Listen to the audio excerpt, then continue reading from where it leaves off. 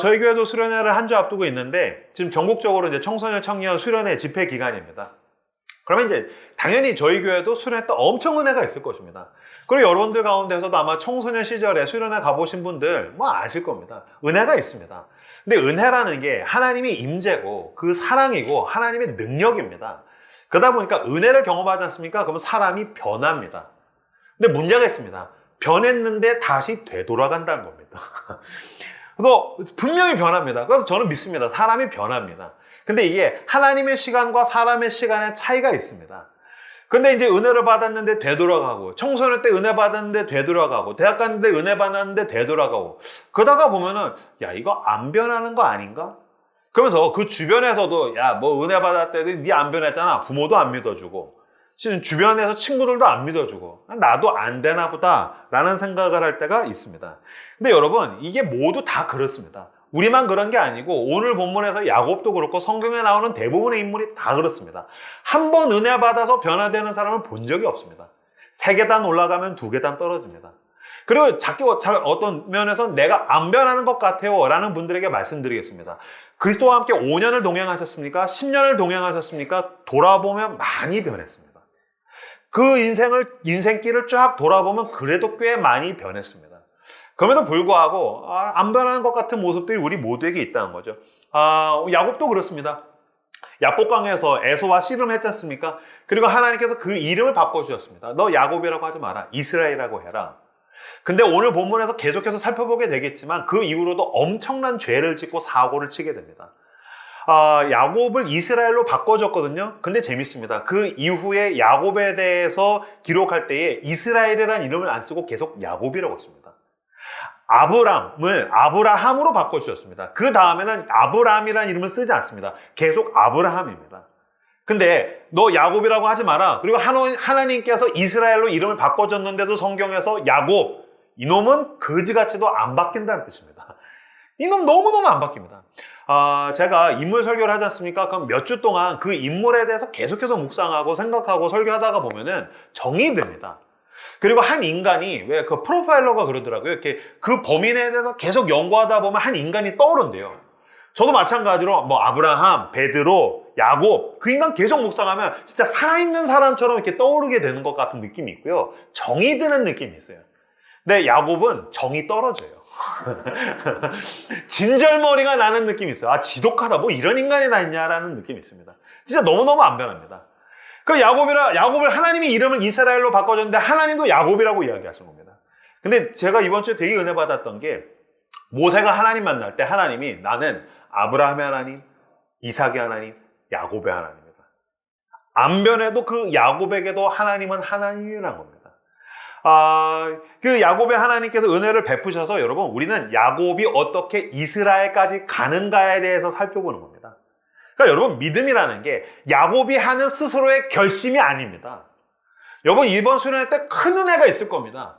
난 변해야지. 결심으로 안 됩니다. 근데 믿음을 결심과 오해하다가 보니까 자꾸 자기가 안 변하면 안 되나 보다. 그래서 오히려 믿음을 결심과 혼동해서 나중에는 더 냉담해지는 사람을 봅니다. 뭐 저 안 되는 것 같아요. 그러다가 심지어는 자기의 신앙을 잃어버리는 사람도 보게 됩니다. 믿음이란 무엇입니까? 나는 안 변하는데 이런 안 변하는 나를 하나님은 포기하지 않으신다. 야곱을 이스라엘로 바꿔줘 놓고도 여전히 야곱이지만 하나님은 그 야곱의 하나님이 되신다. 이것이 바로 우리가 믿는 믿음의 내용이라고 이야기할 수 있을 것입니다. 근데 야곱만 그렇습니까? 그렇지 않습니다. 나도 그렇고 너도 그렇습니다. 지난주 은혜 받아서 다 변하셨죠? 보십시오. 지난달에 막 하나님의 음성을 듣고 막 이건 저를 위한 설교예요. 막 찬양하다가 기도하고 다 그 약속 지키고 사시죠? 아닙니다. 우리도 안 변합니다. 그런 면에서 오늘 그 야곱의 죄악을 살펴보게 될 텐데 뭘 알게 되냐면 하나님의 단회적 구원과 인간의 점진적 성화에서 오게 되는 간극을 우리는 볼 수 있습니다. 이렇게 신학적으로 여러분들이 모르는 유식한 문장을 쓸 때 저는 우월감을 느낍니다. 쉽게 말하자면 하나님은 한 번에 변화시켜 주셨는데 인간이 그 속도로 못 따라온다는 겁니다. 그러면서 하나님께서 안 변하는 야곱을 어떻게 끌고 가시는가에 대해서 살펴보기를 원하고요. 예를 들자면 뭐 그런 겁니다. 여러분 군대 가면 군인이 됩니다. 근데 군대 입대하자마자 신분은 군인으로 바뀌고 군복 주거든요. 그럼 이제 군인이죠? 아닙니다. 훈련소에서 제식 훈련할 때 걷는 것도 제대로 못합니다. 앞으로 가면 이렇게 걸어가야 되는데 이렇게 걷는 애들이 있습니다. 그래서 훈련을 하는 겁니다. 마찬가지입니다. 하나님께서 한 사람을 그리스도인으로 불러내셨습니다. 뭐 해야 됩니까? 훈련하셔야 됩니다. 라이트하우스 서울숲에서 예배 드리시고 계십니까? 근데 이 예배만으로 안 될 겁니다. 공동체에 들어가셔야 됩니다. 그 하우스에 그 테이블에 들어가셔야 됩니다. 근데 아마 그것만으로 잘 안 될 겁니다. 훈련 받으셔야 됩니다. 양육 받으셔야 되고 성경 공부하셔야 되고 선교가 하셔야 되고 수련회 가셔야 됩니다. 그래야 이 훈련을 통해서 내가 그리스도인으로서 성장하고 성숙하게 되는 겁니다. 그래서 여러분, 이 군대라는 기간 자체가 한 사람을 군인으로 만들어가는 과정입니다. 마찬가지로 그리스도인의 삶이 한 사람을 그리스도를 닮아가게 하는 과정입니다. 그러면서 그리스도인은 과정적인 존재라고 이야기할 수 있을 것입니다.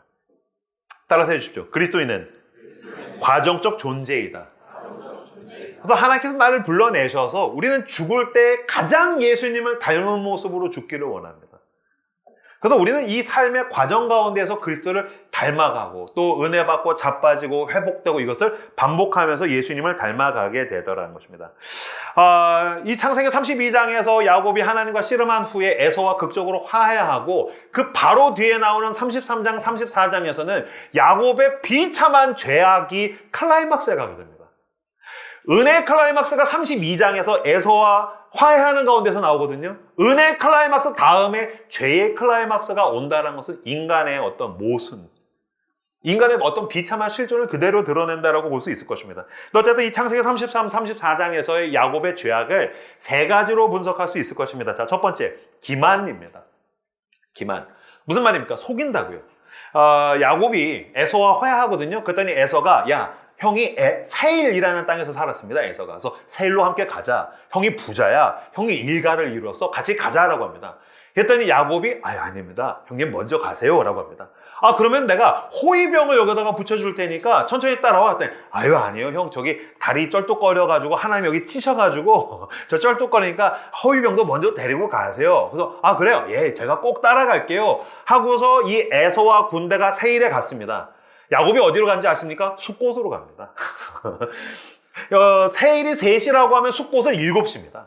지금 뭐 한 겁니까? 야곱의 전공, 구라친 겁니다. 기만, 속인 겁니다. 숫곳으로 간 다음에 그 다음에 세겜으로 갑니다. 근데 저 숫곳으로 간 거 이해할 수 있습니다. 이게 인간적인 방편이라고 볼 수도 있습니다. 무슨 말이냐면요, 야곱도 일가를 이루었고 에서도 일가를 이루었기 때문에, 게다가 둘이 감정이 안 좋지 않습니까? 용서가 단회적으로 안 됩니다. 용서는 꽤 기간이 필요한 거고요. 사실은 용서는 하나님과 동행하는 가운데 하나님이 나에게 용서를 주시면 흘러 넘칠 때 용서하고 다시 은혜가 바닥을 치면 죽이고 싶은 겁니다. 그래서 이게 너무 안 좋으면 저는 사실은 신방을 하거나 이렇게 목회 상담을 할 때 뭐 가족끼리도 너무 사이가 안 좋거나 상처가 크면 조금 떨어져 있을 것을 권면하기도 합니다. 근데 저도 이걸 경험적으로 겪었습니다. 무슨 말이냐면요, 제가 대학교 졸업하고 부모님 댁에 다시 들어가서 한 3, 4년 살았습니다. 제가 그때 이 말씀을 완전히 몸으로 느꼈습니다. 너는 본토 친척 아비집을 떠나라. 왜 그 말씀을 하셨는지 제가 알았습니다. 왜냐면 살아보니까 부모님이랑 안 맞아요. 하나부터 열까지 다 안 맞아요. 모든 게 안 맞아요. 입맛도 안 맞고 뭐 다 안 맞아요. 지금도 부모님이랑 근처 사는데 일주일에 한두 번 만나는 게 제일 좋습니다. 서로 좀 그리워하는 게 제일 좋지 3번 만나면 싸웁니다. 그래서 떨어져 있는 게 방법이 될 수도 있을 것입니다. 그런데 야곱의 문제는 무엇입니까? 간다고 해놓고 또 안 갔습니다. 기만한 겁니다. 근데 어디로 갔습니까? 숫곳 거쳐서 세겜으로 갔습니다. 왜 세겜으로 갔을까요? 여기가 먹고 살만하다라고 생각했을 겁니다. 근데 여러분 생각해 보세요. 야곱이 하나님께 뭐라고 약속했습니까? 주님 나에게 복 주시고 지켜주시면 내가 베델로 가겠습니다. 형한테는 세일로 가겠습니다. 그리고 지는 세겜으로 갔습니다. 기만했다라는 것입니다. 근데 여러분 사실 이렇게 누군가를 속이고 기만하는 행위는 야곱만 하는 게 아닙니다. 사실은 나도 그렇고 당신도 그렇기 때문이라는 것입니다. 정작 여러분 일상적으로 기만 행위를 하고 있죠. 목사님 제가 뭘 그렇게 기만하고 거짓을 하고 있습니까? 당신의 인스타그램을 보십시오. 인스타그램 보면 다 행복한 인간입니다. 다 멋있습니다. 다 충만합니다. 그렇지 않지 않습니까? 나만 쓰레기군요.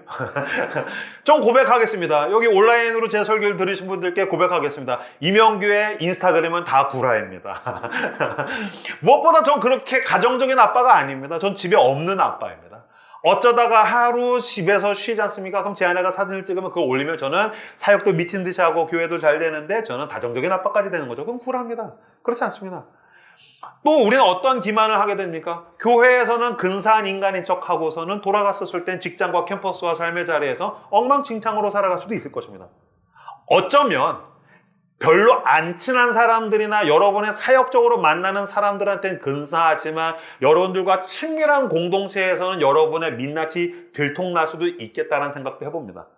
그러면서 전 요새 전국을 집회를 다니는데 뭐 몇천 명에 모이든지 뭐 별로 이렇게 두려워하지 않습니다. 근데 저는 매주 저희 교회에서 하는 설교가 두렵습니다. 왜냐면 뭐 모르는 교회나 집회나 가가지고서 설교하면 다 저 모르는 사람들입니다. 그 사람들은 저를 피상적으로 이미지로 대합니다. 근데 우리 교회는 꽤 이명교회에 대해서 잘 알고 있는 사람들이 있습니다. 특히 예배드리고 뭐 이런 사람들도 그렇겠지만 리더는 조금 더 저를 잘 알고요. 게다가 저는 늘 두려운 게 저랑 같이 부딪히면서 오피스에서 같이 사역하는 사역자들 있지 않습니까? 목사님, 전도사님, 간사님들. 뭐 내시로 치면은 뭐 원미듬 전도사, 박성수 전도사님이 있지 않습니까? 그러면 여러분 한번 생각해 보세요. 제가 요새 이제 수련회니까 오피스 가가지고서 박성수 일로 와! 수련회 준비 똑바로 해! 원미듬 일을 그지같이 하고 있어! 그래놓고 와서 할렐루야 라이트하우스 서울숲에 오신 여러분들을 환영합니다. 그러면은 제 설교를 들을 때 그 전도사님들이나 사역자들은 가증스럽다. 우리 목사님 가증스러워. 기만하고 있는 거죠. 그러면서 저는 제 아이들과 제 아내가 제일 무섭습니다. 우리 사랑하는 제 가족이 내 설교 어떻게 들을까? 우리 아빠 또 구라치고 있네. 라고 할까? 우리 아빠는 하나님을 진짜 사랑하는 사람이야. 라고 들을까? 근데 이런 류의 기만 행위는 나도 하고 있고 당신도 하고 있다는 것입니다. 두 번째, 회피를 하고 있습니다. 회피. 야곱이 어떻게 회피하고 있습니까? 창세기 34장 1, 2절을 같이 화면을 보고 읽도록 하겠습니다. 읽겠습니다. 시작. 내가 야곱에게 한 딸 지나가 그 땅의 딸들을 보러 나갔더니 이 족속 중 하몰의 아들 그 땅의 수장 세겜이 그를 보고 끌어들여 그간으로 밀게하고. 창세기 34장에는 야곱과 그 가정에 닥친 너무 끔찍한 고통에 대해서 다루고 있습니다. 야곱이 레아로부터 얻은 딸 디나가 있었습니다. 그 디나가 그 땅의 딸들을 보러 나갔더니 그러니까 외출했다는 뜻이고 뭐 친구 만나러 갔다는 뜻이고 뭐 우리를 치면은 뭐 올리브영 갔다는 겁니다. 근데 갔는데 거기에 있는 세겜 땅의 추장 아들 이름이 세겜입니다. 그 땅 이름을 따서 이름도 세겜입니다. 그 동네에 있는 추장 아들이 디나를 강간한 겁니다. 그건 너무너무 끔찍한 고통을 당하게 된 것입니다. 근데 이것에 대해서 야곱이 어떻게 대처했는가가 문제입니다. 창세기 34장 5절에서 7절 화면을 보고 읽겠습니다. 시작. 야곱이 그 딸 디나를 그가 더럽혔다함을 들었으나 자기의 아들들이 들에서 목축함으로 그들이 돌아오기까지 잠잠하였고 세겜의 아버지 하몰은 야곱에게 말하러 왔으며 야곱의 아들들은 들에서 이를 듣고 돌아와서 그들 모두가 근심하고 심히 노하였으니 이는 세겜이 야곱의 딸을 강간하여 이스라엘에게 부끄러운 일, 곧 행하지 못할 일을 행하였습니다. 아멘. 5절과 7절 야곱의 반응과 그 아들들의 반응은 너무너무 대비됩니다. 야곱이 그 딸 디나를 그가 더럽혔다 함을 들었으나 자기의 아들들이 들에서 목축함으로 그들이 오기까지 잠잠하였고. 이건 있을 수가 없는 일입니다. 전 딸 키웁니다. 딸이 만약에 강간을 당했다. 그러면은 떠오르는 영화는 리암 니슨의 테이큰입니다. 가서 싹 다 죽이는 겁니다. 당연하죠. 근데 어떻게 잠잠할 수 있습니까? 그는 지금 침착한 것입니까? 그렇지 않습니다. 사실 야곱이 레아를 사랑하지 않았지 않습니까? 사랑하지 않은 아내로부터 얻은 딸 디나를 사랑하지 않았던 겁니다. 여기에서 그 디나가 강간당했는데 침착한 부분, 잠잠한 부분은 뭐와 대비되냐면요. 나중에 자기가 사랑하는 라헬로부터 얻은 아들 요셉이 죽었다 함을 듣고 가슴을 찢고 머리를 치고 막 괴로워합니다. 그러니까 지금 딸 강간당했는데 괜히 이거 어떻게, 왜냐면 그 상대가 누구였습니까? 그 세겜 땅의 추장의 아들입니다. 이거 일 키우면 나까지 위험해질 수 있겠어. 그래서 자기의 안위를 생각해서 회피했다는 것입니다. 이 회피는 이후에 제가 이제 더 자세하게 다루겠지만 끔찍한 비극으로 이 가정을 덮치게 됩니다. 마찬가지입니다. 이런 크고 작은 회피는 나에게도 있고 당신에게도 있습니다. 혹시 여러분들은 문제가 생겼을 때 직면하고 적극적으로 그 갈등 속으로 들어가서 문제를 해결하려고 하십니까? 아니면 몰라 대충 덮어놓고 회피하려고 하십니까? 그 연인끼리, 배우자와 부부끼리 또는 부모 자녀 가운데에서 문제가 생겼었을 때 이걸 직면하면은 대화를 해야 되고 막 갈등이 생기는 게 싫으니까 덮어놓고 그냥 회피하는 사람들을 전 꽤 많이 봤습니다. 아니면 여러분들 가운데 분명히 이 교회 공동체에서도 그렇고 아니면 그 어떤 다른 교회에서도 그렇고 또는 여러분의 직장이나 우정관계에서도 문제가 생기면 그냥 잠수를 타시는 분들이 있을 겁니다. 손절하는 사람들. 왜요? 이거 그냥 해결하고 싶지 않은 겁니다. 근데 여러분 그거 아십니까? 저는 제 인생 가운데서 생기는 10개의 문제가 있으면 8개와 9개는 만나서 얼굴을 맞대고 대화하면 풀린다라고 믿습니다. 저는 실제로도 그랬습니다. 근데 제가 예전에 있었던 그 이제 청소년부 담당 사역자로 있었던 교회에서 그 담임 목사님이 독특한 분이셨어요. 문제가 생기잖아요? 그러면 그냥 숨어버려요. 그러면 막 집사님들이랑 교사들이 가서 이거 제발 이렇게 대화 한번 하자고. 근데 안 만나주는 거예요. 대화를 안 하는 거예요. 그래서 한 2, 3년 지났더니 교회가 몇 갈래로 찢어지는 걸 봤습니다. 그냥 연락하고 만나서 대화하다 보면 여러분 그거 아십니까? 진짜 악한 놈과 악한 놈이 부딪혀서 문제 생기지 않습니다. 10중 8구는 오해입니다. 그래서 진짜 문제가 생겼었을 때는 문자하면 안 됩니다. 이게 문제가 클 때는 전화하면 안 됩니다. 왜냐하면 얼굴 표정이 안 보이면 우리가 그걸 곡해해서 왜곡해서 듣습니다. 근데 얼굴 맞대고 대화하면 풀릴 수 있는 문제들이 거의 대부분인데 우린 회피해서 문제를 키우고 병이 곪게 만들더라는 것입니다. 야곱도 그랬습니다. 세 번째, 지연. 야곱은 하나님께서 나에게 원하시는 것에 대해서 미뤘습니다. 그래서 지연했다는 것입니다. 아까 우리가 읽었던 1절과 2절을 화면을 보시고 같이 읽도록 하겠습니다. 읽겠습니다. 시작. 하나님이 야곱에게 주시되 그가 베델로 올라가서 거기 거주하며 내가 내 형 에서의 낯을 피하여 도망하던 때에 내게 나타났던 하나님께 거기서 제단을 쌓으라 하신지라. 야곱이 이에 자기 집안 사람과 자기와 함께한 모든 자에게 이르되 너희 중에 있는 이방 신상들을 버리고 자신을 정결하게 하고 너희들의 의복을 바꾸어 입으라. 여러 가지 문제가 덮쳐서 빵 터졌을 때 야곱은 하나님께 나갑니다. 하나님 말씀하십니다. 베델로 돌아가라. 근데 여러분 이 2절 보십시오. 야곱이 이에 자기 집안 사람과 자기와 함께한 모든 자에게 이르되 너희 중에 있는 이방 신상들을 버리고 자신을 정결하게 하고 너희들의 의복을 바꿔 입으라. 에? 그럼 바꿔서 말하면 무슨 뜻입니까? 여태까지 우상을 집안에 방치해뒀다는 겁니다. 야곱이 하나님과 씨름하고 하나님께서 너 이름 야곱이라 하지 마 이스라엘이라고 해. 그리고 에서와 극적인 화해를 했는데도 이 문제가 터질 때까지 그 몇 년간 그냥 우상을 집안에 방치했다는 겁니다. 근데 여러분 이 야곱만 그렇습니까? 아닙니다. 이런 류의 하나님의 뜻에 대해서 지연하는 사람들은 나도 그렇고 당신도 그렇습니다. 아마 이 자리에서 예배 드리신 분들 가운데 나는 절대로 하나님의 뜻대로 살지 않을 거야. 난 하나님께 절대로 순종하지 않을 거야. 라는 분들은 없을 겁니다. 다만 지금 순종하고 싶진 않은 겁니다. 지금 마음의 준비가 안 된 겁니다. 전 실제로 그런 얘기 많이 듣습니다. 목사님 아직 때는 아닌 것 같아요. 제가 마음의 준비가 안 됐어요. 때가 아닌 것 같아요. 마음의 준비가 안 됐어요. 기도해 볼게요. 근데 제가 봤을 때 이거 이명규 목사가 시키니까 뭐 그럴 수 있다고 쳐도 하나님이 시켜도 기도해 볼게요. 라고 할 겁니다. 웃기지 않습니까? 하나님이 지금 요구하셔도 지금 마음의 준비가 안 됐어요. 때가 아닌 것 같아요. 기도해 볼게요. 그러니까 우리가 아예 하나님께 순종하고 싶지 않은 건 아닙니다. 다만 지금 순종하고 싶지는 않은 겁니다.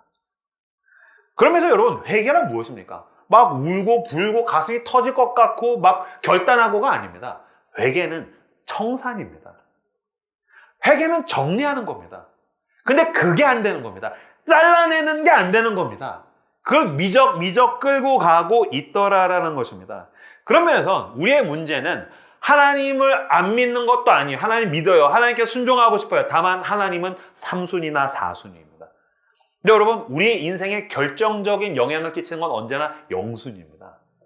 그런 면에서 3순위, 4순위에 있다는 것은 그게 나한테 그렇게 큰 영향을 끼치지 못하는데 우리는 하나님을 거기에다가 배치하고 싶어 하더라라는 것입니다. 만약에 여러분들이 신앙생활을 하면서 어떤 성경을 읽다가 기도하다가 예배를 드리다가 아니면 하나님께서 여러분의 마음에 어떤 양심을 건드셨을 때 말풍선에서 뭐 이게 뭐 그렇게 문제가 있겠어? 뭐 이 정도면 괜찮은 거 아니야? 라고 한다면 지금 당신은 지연하고 싶은 것입니다. 이게 뭐 문제가 있겠어? 뭐 이 정도면 괜찮은 거 아니야? 라고 느끼고 있다면 지금 나는 무언가를 하나님의 뜻으로부터 지연해서 밀고 싶다라는 것입니다. 기만, 회피, 지연, 이 야곱의 설교에서 나타난 건데 기만은 관계 안에서 손해보지 않으려는 거고요. 회피는 갈등의 비용을 치르고 싶지 않은 거고 그 다음에 지연은 변화를 가지고 오는 그 불편함을 최대한 미루고 싶은 것입니다. 근데 기만, 회피, 지연 다른 것 같죠? 뿌리는 하나입니다. 뭡니까? 자기 보존입니다. 그러니까 왜 기만하고 회피하고 지연합니까? 내가 나를 지키고 싶은 겁니다. 변하고 싶지 않으니까 지연하는 거죠. 내가 갈등의 비용을 치르고 싶지 않으니까 회피하는 거죠. 나를 지키기 위해서. 나를 보존하기 위해서 거짓말하고 기만하는 거죠. 근데 여러분, 야곱의 이름이 쟁취하다거든요. 야곱의 이름은 움켜쥐다, 쟁취하다. 왜 쟁취합니까? 내가 나를 지켜야 되니까요. 왜 쟁취합니까? 내가 나를 행복하게 하고 내가 나를 만족하고 결국에는 쟁취라는 건 내가 나를 구원해야 된다는 것을 의미합니다.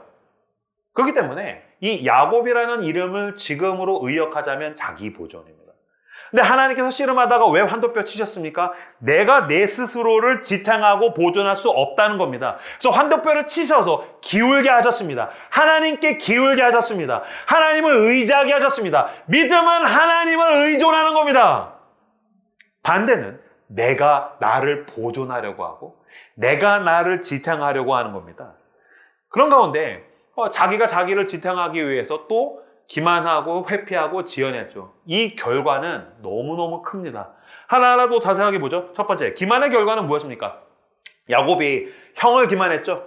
그리고 베델로 가겠다고 하고 하나님을 기만했죠. 고스란히 부메랑같이 자기 뒤통수를 칩니다. 기만이 무서운 건 뭐냐면요. 그 사람 자신에게서 습관이 되고 그 주변에 문화가 됩니다. 그러면 이게 고스란히 나한테 돌아오게 됩니다. 이 야곱이 아버지를 기만했고 야곱이 형을 기만했지 않습니까? 나중에 자기가 가장 사랑하는 아들 요셉이 형들로부터 노예로 팔려갑니다. 그때 이 아들들이 와서 그 채색옷에다가 짐승 피 묻혀가지고서 당신이 아끼시는 가장 사랑하는 아들 요셉이 짐승에게 물려 죽었습니다. 라고 기만했습니다. 근데 왜 그랬을까요? 여러분, 사람들이 자기가 거짓말을 할 때 이거 양심적으로 잘 못 느낍니다. 이게 사소하다고 느끼고요. 자기가 하는 기만이나 거짓은 작다고 느끼고요. 심지어는 내가 어떤 거짓, 기만을 할 때 뭐라고 느끼냐면요. 나는 융통성이 있는 사람이야. 이렇게 느낍니다. 나는 유연해. 난 융통성이 있어. 난 고지식하지 않아. 난 자연스럽게 물 흐르듯이 넘어가지. 라고 자기의 기만을 합리화합니다. 근데 그 사람을 그 주변에서 다 지켜봅니다. 그걸 자연스럽게 배웁니다. 무엇보다 그 자녀가 배웁니다. 그래서 야곱이 그 에서에게 거짓말한 걸 그 가족이 다 알았겠죠. 자녀들이 고스란히 배우는 겁니다. 그러면서 여러분, 미혼이시더라도 지금 정직을 준비하셔야 됩니다. 정직하려면 내가 손해보는 연습을 해야 되고 하나님께 용기를 달라고 기도하셔야 됩니다. 그래야 그 정직이 나에게 습관이 되고 내가 꾸리는 가정의 문화가 되는 겁니다. 혹시 여러분들 가운데 자녀를 낳아서 키우시고 계십니까? 자녀에게 아빠가 엄마가 정직하기 위해서 대가를 치르는 모습을 보여줘야 됩니다. 그래서 그 손실이 아픈데도 아빠가 멋있게 아빠는 정직했어. 아빠는 이게 멋있다고 생각해. 여기에 대한 자부심을 느끼게 할 때 그 자녀들이 정직을 배우는 건데 야곱을 통해서 그 자녀들은 기만을 배웠다라는 것입니다. 두 번째, 회피의 결과는 어떻습니까? 회피의 결과는 너무너무 참혹합니다. 디나가 강간당했습니다. 근데 그 오빠들이 디나의 오빠 시몬과 레위가 돌아왔는데 자기 여동생이 강간당했는데 아빠가 잠잠하니까 더 화가 나는 거죠. 참을 수가 없습니다. 근데 이때 디나를 강간한 그 세겜이 와서 결혼하고 싶어 합니다. 아무래도 진짜 사랑했나 봅니다. 근데 어쨌든 폭력은 미워할 수 없는 거죠. 근데 내가 어쨌든 이 여인을 책임지겠습니다. 결혼합시다. 라고 왔더니 시몬과 레위, 야곱이 잠잠하니까 시몬과 레위가 가서 뭐라고 얘기했냐면요. 우리랑 결혼하려면 니네도 할례를 받아야 돼. 할례가 뭔데? 우린 하나님께서 선택한 백성이라는 뜻으로 우리는 생식기의 표피를 잘라내. 지금으로 치면 포경수술입니다. 근데 그걸 몸에 새기는 겁니다. 그래서 우리는 할례를 해야 돼. 그러니 우리와 결혼하고 싶으면 너네도 할례해. 그래서 이 세겜 추장 아들에 의해서 그 족속이 다 남자가 할례를 받습니다. 근데 이 포경수술을 해보신 분들 알겠지만 받으면 한 사흘 정도 이렇게 제대로 움직이지 못합니다. 다음날 저녁에 모두 고통받고 있을 때 시몬과 레위가 칼을 들고 가서 그 족속 남자들 다 죽입니다. 그리고 그 형제들이 가서 모든 것 약탈해 옵니다. 엄청나게 극악무도한 범죄를 지르게 되었다는 것입니다. 이때 이 극악무도한 범죄 앞에서 야곱이 뭐라고 반응하는가? 창세기 34장 30, 31절을 같이 한 목소리로 읽도록 하겠습니다. 읽겠습니다. 시작. 야곱이 시몬과 레위에게 이르되 너희가 내게 화를 끼쳐 나로 하여금 이 땅의 주민 곧 가나안 족속과 그리스 족속에게 악취를 내게 하였도다. 나는 수가 적은즉 그들이 모여 나를 치고 나를 죽이리니 그러면 나와 내 집이 멸망하리라. 그들이 이르되 그가 우리 누이를 청년같이 괴로함이 옳으니까. 사랑하는 딸이 강간당했었을 땐 자기의 안위를 위해서 침묵하지 않습니까? 근데 그 아들들이 가가지고서 상대 부족을 다 죽여서 이젠 그 일대의 부족들이, 족속들이, 연관된 사람들이 복수하겠다라는 그 대형 사고가 터지고 났더니 야곱이 뭐라고 하는지 한번 보십시오.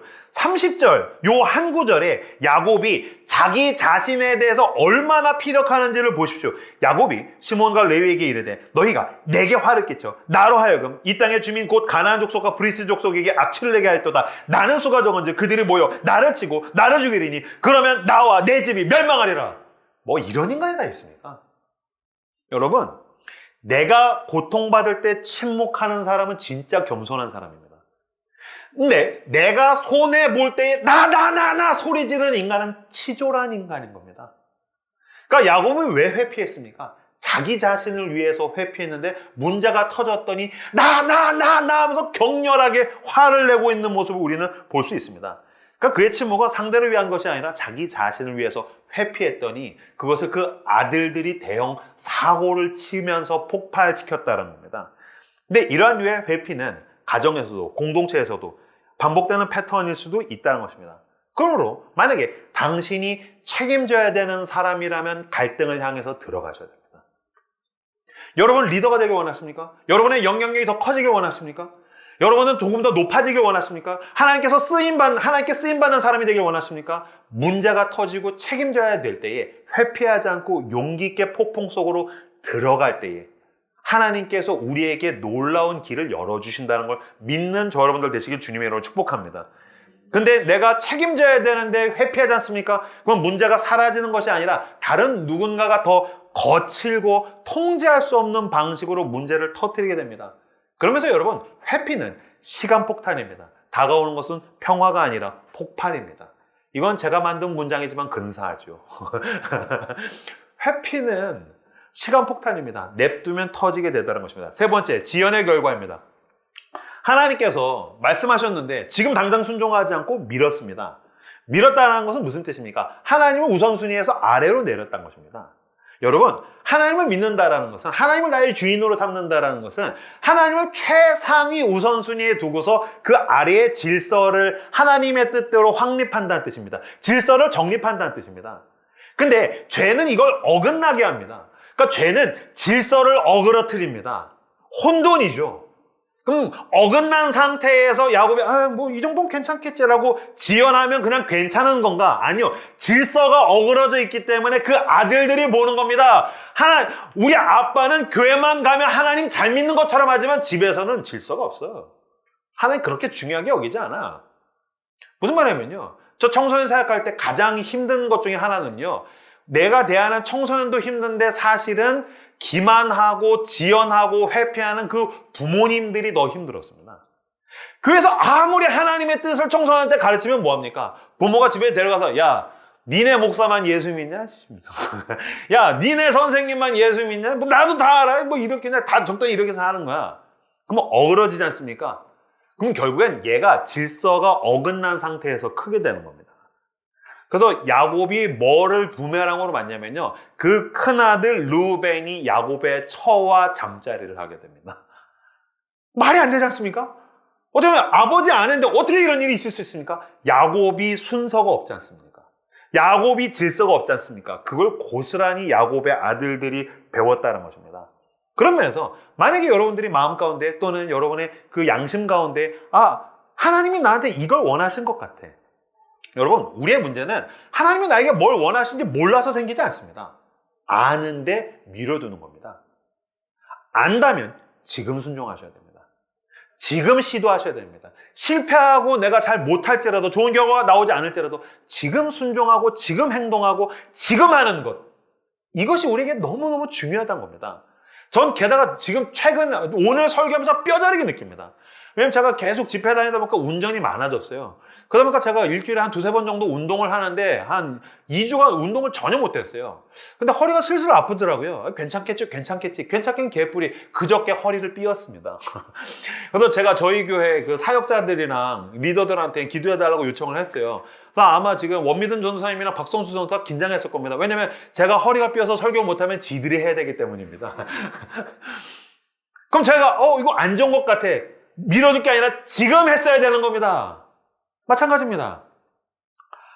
이거는 하나님이 원하시는 관계가 아닌 것 같아. 이거 남녀 관계일 수도 있고, 만약에 혹시 여러분들 은밀한 가운데에서 왜곡된 성적인 관계를 지속하고 있다면 지금 끊으셔야 되는 겁니다. 그게 당신을 집어삼킬 것입니다.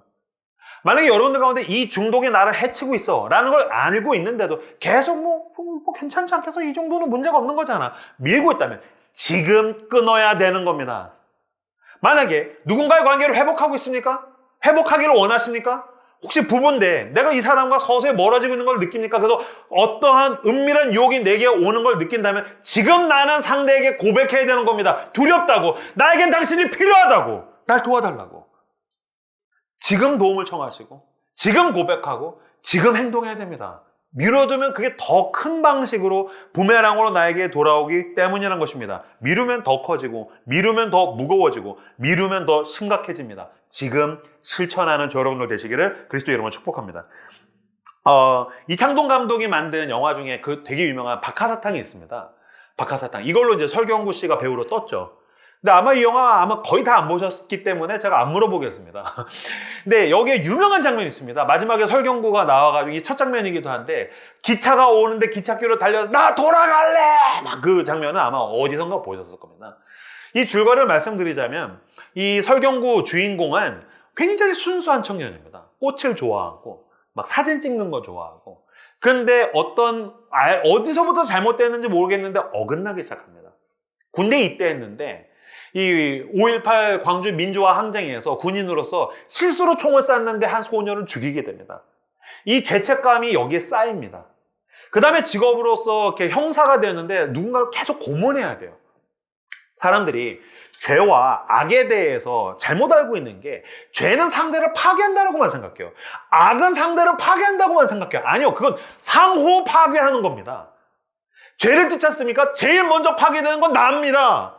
악을 저지르지 않습니까? 내가 그 저지른 악이 상대를 파괴하기 전에 나를 파괴하는 겁니다. 그래서 이 영호라는 청년이 끝없이 저지르는 죄와 악이 자기의 영혼을 피폐하게 만듭니다. 그래서 결혼을 했는데 아내를 구타하고요, 바람을 핍니다. 불륜을 저지릅니다. 나중에 사업을 했는데 사업이 망해서 그 주변을 계속해서 괴롭힙니다. 출구가 보이지 않는 거죠. 어디서부터 어긋나고 잘못됐는지 모르겠는데 죄와 악과 고통과 문제가 폭발하니까 어떻게 해야 될지 모르는 겁니다. 출구가 보이지 않는 겁니다. 혹시 여러분들 가운데에서 내가 어디서 어긋난지 모르겠는데 출구가 보이지 않는 사람이 있을 겁니다. 근데 마지막 대사는 되게 의미심장하지 않습니까? 죽어야겠다. 난 죽어야겠다. 끝내겠다. 길이 보이지 않는다. 엑시트, 출구가 보이지 않는다. 그리고 기찻길로 달려들었으면 나 이제 죽을 거야. 끝! 이게 아닙니다. 그 마지막에 있는 그 무의식적인 그 대사가 뭡니까? 나 돌아가고 싶어. 행복했던 그 시절로. 나 돌아가고 싶어.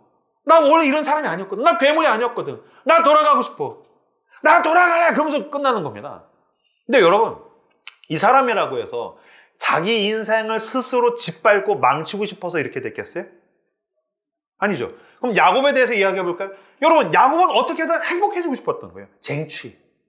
남들보다 더 열심히 살고 더 움켜쥐어서 그냥 행복하고 만족하고 싶었던 거죠. 근데 더 움켜쥐려고 할수록 출구가 보이지 않는 가운데에서 폭발하게 되는 거죠. 마찬가지입니다. 죄와 악과 고통이 우리를 둘러싸면, 집어삼키면 어디론가 돌아가고 싶은데 어떻게 가야 될지도 모르겠고 길이 보이지 않게 되는 겁니다. 그런 가운데 우리에게 유일하고 복된 소식이 있습니다. 무엇입니까? 예수 그리스도의 십자가의 복음입니다. 요한복음 14장 5절에서 6절을 같이 화면을 보고 읽도록 하겠습니다. 읽겠습니다. 시작. 누가 이르되 주여 주께서 어디로 가시는지 우리가 알지 못하거늘 그 길을 어찌 알겠사옵나이까. 예수께서 이르시되 내가 곧 길이요 진리요 생명이니 나로 말미암지 않고는 아버지께로 올 자가 없느니라. 아멘. 죄와 악과 고통은 우리를 집어삼키면 캄캄해집니다. 출구가 안 보입니다. 길이 안 보입니다. 그리고 옛날에 그 행복했고 만족했던 그 시절로 돌아가고 싶은데 어떻게 가야 될지도 모릅니다.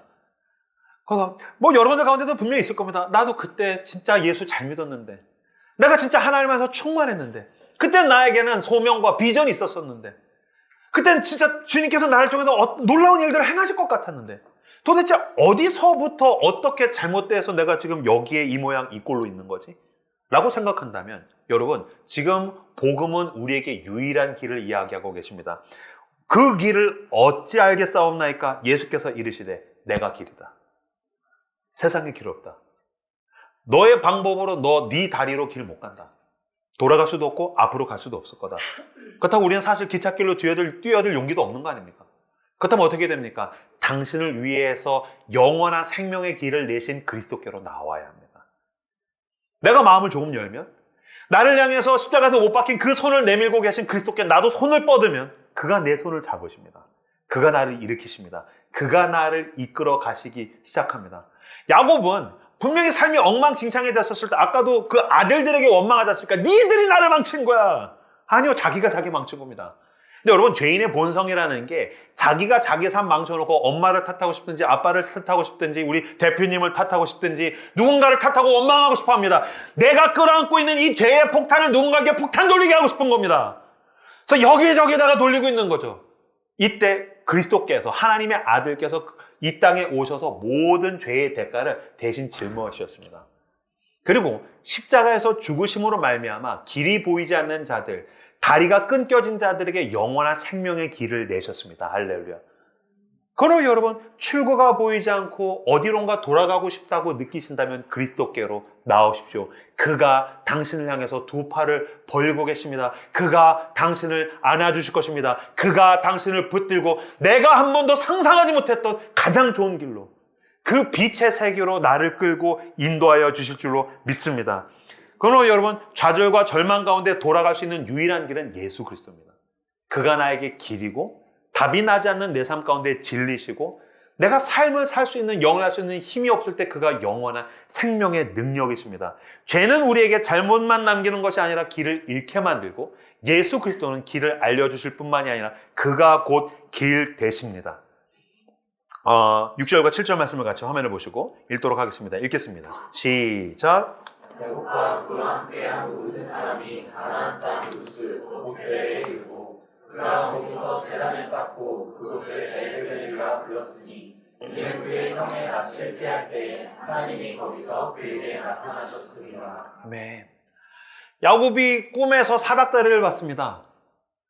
자기는 사고치고 자빠진 최악의 시간에 하나님께서 찾아오셔서 그곳이 하나님과 연결되었음을 사닥다리로 보여주셨습니다. 이 사닥다리가 누굽니까? 예수 그리스도입니다. 신약에서 요한복음에서 보면은 내가 그 사닥다리다. 인자 위에 천사들이 오르락내리락 하라. 베델은 하나님께 연결된 문이요 길이고 그건 예수 그리스도를 의미합니다. 야곱은 모든 문제가 폭발한 다음에 길이 보이지 않을 때 예수 그리스도를 통해서 다시 하나님께로 돌아갔다는 뜻입니다. 그제서야 비로소 우상을 묻습니다. 우상을 땅에다가 파묻습니다. 과거와 단절되고 청산하기 시작합니다. 예, 맞습니다. 여러분, 회개는 울고불고 소리 지르는 그 감정적인, 격정적인 분출이 아닙니다. 물론 여러분들 회개하시면서 막 소리를 지르고 울고 할 수도 있습니다. 근데 그게 없더라도 가장 중요한 것은 돌이키는 것이고 그 전에 내 라이프 스타일에 대해서 청산하는 것입니다. 난 하나님의 뜻대로 살기를 원하는 것입니다. 그렇게 야곱과 그 가정은 베델로 돌아가게 됩니다. 근데 베델에 가서 이름을 다시 새롭게 명명합니다. 엘베델이라고 합니다. 근데 제가 보니까 뭐 베델이라고 그냥 하면 되지, 내가 베델로 돌아왔어 라고 하면 되지, 왜 엘베델? 베델과 엘베델은 무슨 차이가 있을까? 벳은 집입니다. 집. 그래서 그 베들레헴, 그럼 떡집입니다. 그래서 벳은 집을 의미하고요. 엘은 하나님을 의미합니다. 그럼 베델, 그럼 하나님의 집이라는 뜻입니다. 근데 거기에 돌아가서 엘베델, 하나님의 집에 계시는 하나님이라고 얘기했습니다. 내가 이게 무슨 차이가 있어? 하다가 보니까 그쵸. 야곱은 하나님이 그토록 많이 도와주시고 지켜주시고 복을 주시고 인도하셨는데 그의 기억 속에는 하나님이 없었던 겁니다. 그러면 여러분, 하나님께서 나에게 지켜주시고 동행하시고 은혜 주셨는데 내 기억에 하나님이 없는 건 야곱만 그렇습니까? 아닙니다.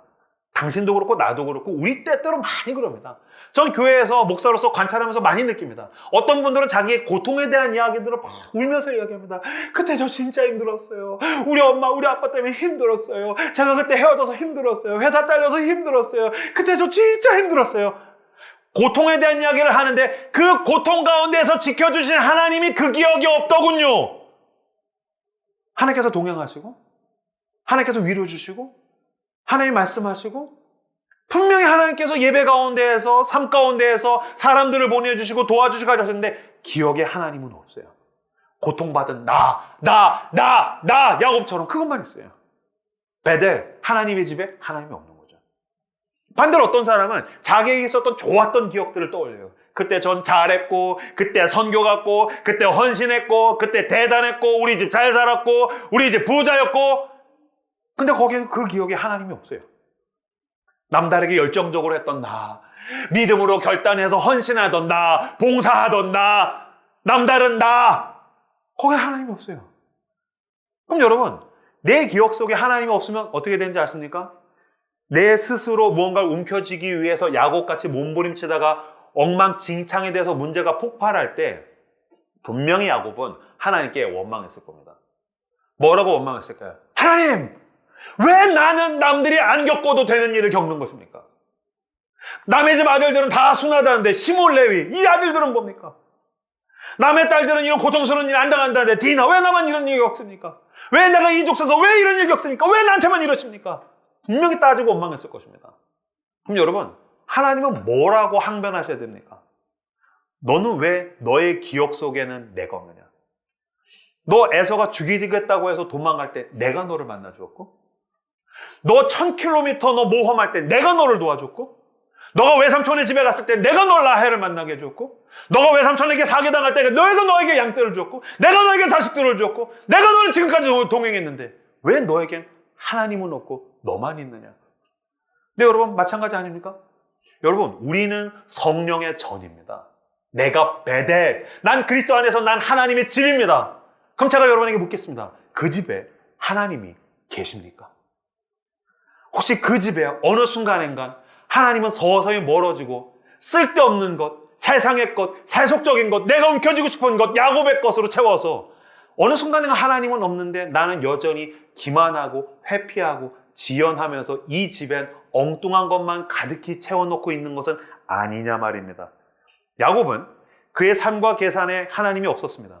그래서 두렵고 서운하고 억울했던 거죠. 절체절명의 위기 앞에서 하나님께 돌아올 때에 비로소 그는 붙들게 됩니다. 하나님의 집에 계시는 하나님, 엘베델. 제가 설교를 준비를 하는데 제 모습이 떠오르더라고요. 전 30대 초반에 이전에도 한번 말씀드렸는데 전 30대 초반에 진짜 찌질한 인간이었습니다. 저 같아도 너무 보잘것없고 별 볼 일 없고 찌질했던 인간이었던 것 같아요. 우선 교회에서 간사하니까 월급이라고 받을 수 있는 게 아니죠. 몇십만 원 받고. 게다가 청소년 사역, 말이 좋아서 청소년 사역이지 30대 초반의 남자가 교복 입은 중딩들이랑 게임방 가서 막 롤 하면서 막 네가 이겼냐 내가 이겼냐 막 싸우고 있고. 그럼 그냥 동네 바보 형이지 않습니까? 그 다음에 여자 중딩 고딩들 데리고 베스킨라빈스 가서 막 이게 맛있냐 저게 맛있냐. 그럼 동네 그냥 바보 형인 겁니다. 게다가 제가 얼마나 보잘것없냐 32살 때까지 운전면허도 없었습니다. 그럼 하루 종일 청소년들 데리고 다니면서 놀다가 데리고서 교회 와서 성경 공부 가르치고 기도 좀 하다가 이제 각자 집으로 돌아가고 나면 게다가 연애도 한 5, 6년째 못하고 있으니까 집에 한 10시, 11시 되면은 할 게 없어요.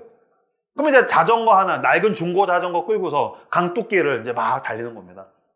그러면 MP3에다가 제가 좋아하는 목사님들의 설교, 그 다음에 제가 좋아하는 그 찬송가, 워십곡들, 막 그런 거 이제 담아가지고 혼자 막 들으면서 막 가는 거예요. 그럼 처음에는, 내 삶은 어떻게 되는 거지? 신학교도 2번 떨어졌고, 난 언제 전도사 되고, 목사 되고, 나는 언제 버젓하게 사람 노릇하면서 언제 연애하고, 언제 돈 모으고, 어떻게 해?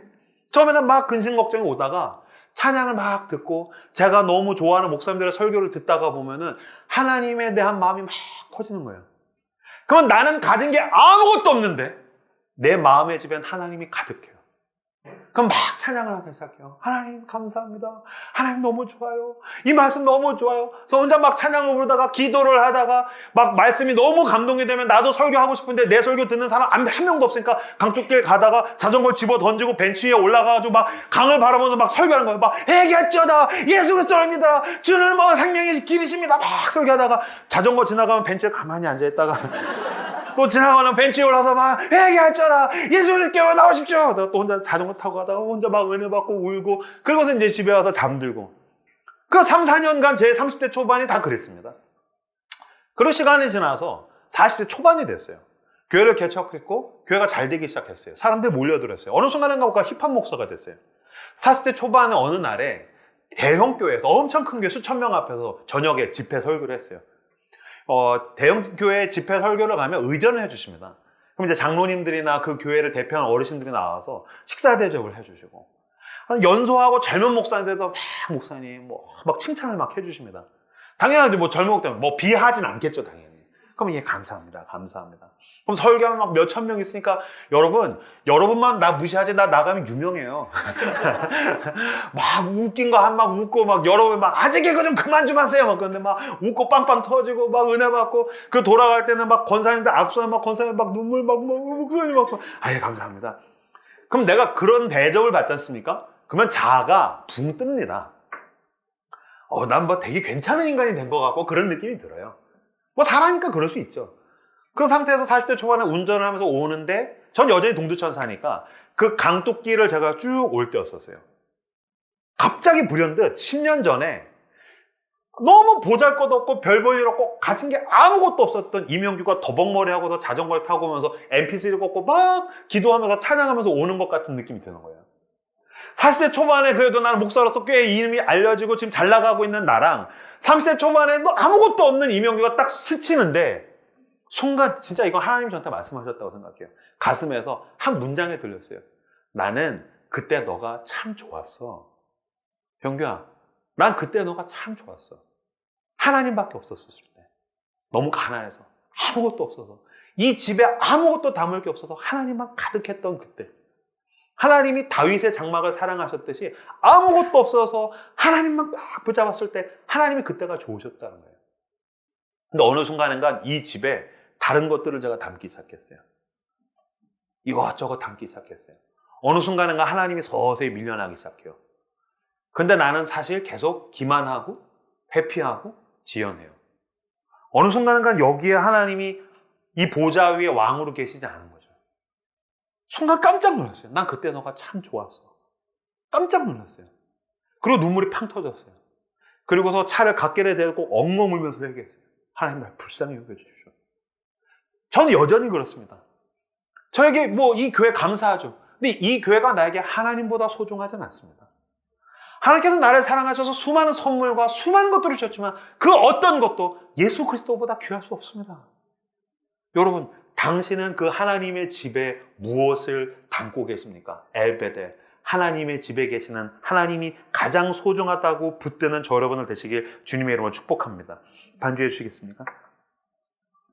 나에게 가장 소중한 것은 하나님의 능력이 아닙니다. 나에게 필요한 것은 하나님의 집에 있는 금은보화가 아닙니다. 왜요? 그것은 영원하지 않습니다. 그것은 모든 게 엉망진창이 된 가운데 나를 구원해 주지 못하기 때문입니다. 누가 날 구원합니까? 나를 위해서 십자가에서 죽으신 예수 그리스도.